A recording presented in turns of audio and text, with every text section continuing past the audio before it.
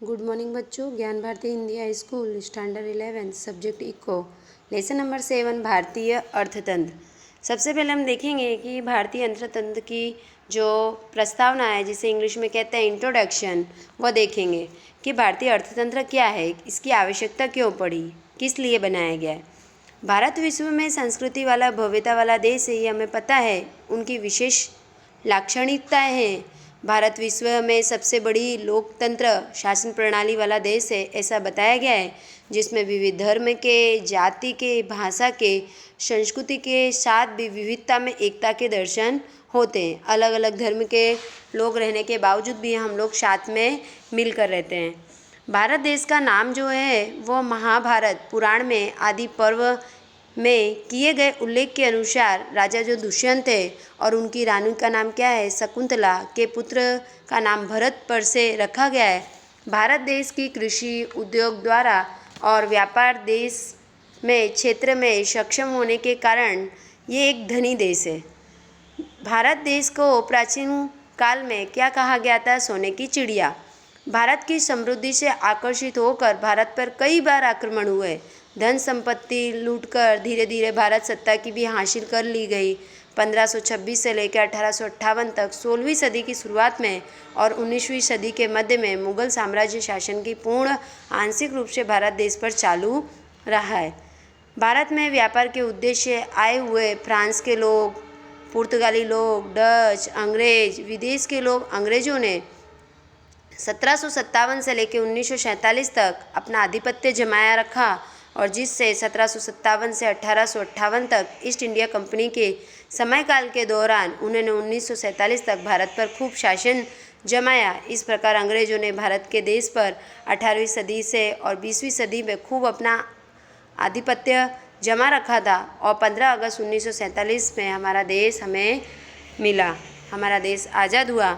प्राचीन भारत की बात करें तो प्राचीन भारत अर्थात हिंदुस्तान के विश्व की दो महान प्राचीन संस्कृति थी, एक सिंधु घाटी की संस्कृति और आर्य संस्कृति। यह देश विश्व के सबसे प्राचीन संस्कृति वाला देश है। ऐसी हड़प्पा मोहनजोदड़ो नामक स्थान से प्राप्त संस्कृति के अवशेषों से सिद्ध होता है। प्राचीन भारत की आर्थिक समृद्धि विश्व के देशों में आश्चर्यचकित हो जाए, जिसके कारण विश्व में भारत प्राचीन काल से कृषि की विविधता आधुनिकता वाला देश है।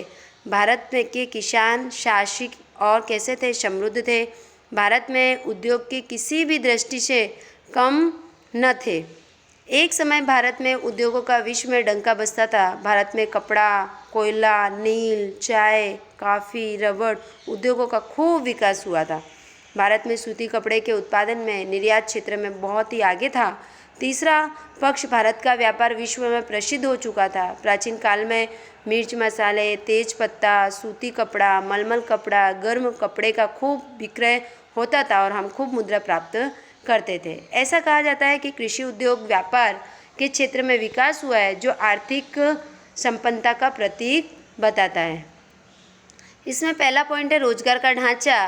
भारत सबसे पहले कैसा देश है, कृषि प्रधान देश है। इसके बावजूद भी भारत की अधिकांश आबादी खेती पर निर्भर थी और ग्रामीण अर्थतंत्र पर आधारित था। भारत की कृषि खूब वैविध्यपूर्ण और समृद्ध है। हमारे जो किसान हैं वो स्वावलंबी थे। ग्रामीण आबादी आवश्यकता अनुसार वो लोग अनाज, सब्जी, फल, कपड़ा, जूता, चप्पल, पशुपालन का उत्पादन करके अपने जीवन शक्य बनाते थे।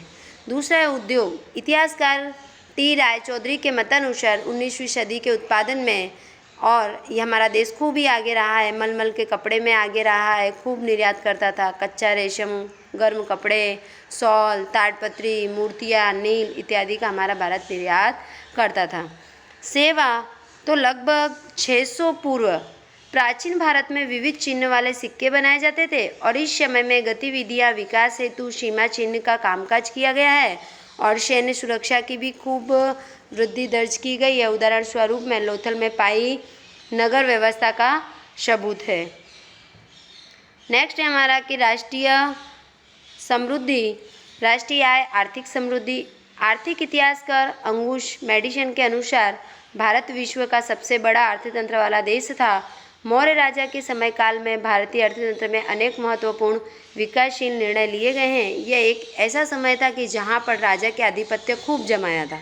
16वीं सदी के मुगल शासन के दौरान भारतीय विश्व की कुल आय की 25% आय रखता था और 17वीं सदी की बात करें तो दक्षिण एशिया में 90% शासन उनकी सत्ता के अधीन था और यह चुंगी लागू की गई थी। 1700 में औरंगजेब के शासनकाल में भारत की राष्ट्रीय आय कितनी थी? 10 करोड़ पाउंड हो गई थी और उसके बाद में विदेशी प्रजा का व्यापार के संदर्भ में भारत में आगमन हुआ। इस प्रकार से भारत में तमाम क्षेत्रों में स्वर्ण काल के लक्षण दिखाई देते थे। तो बच्चों ये हमने भारतीय अर्थतंत्र में 7.1 है वो पूरा किया है। अब नेक्स्ट जो दूसरा पॉइंट है हमारा स्वतंत्रता पूर्व भारतीय अर्थतंत्र कैसा था, ये आने वाले लेक्चर में हम पढ़ाएंगे। Thank you.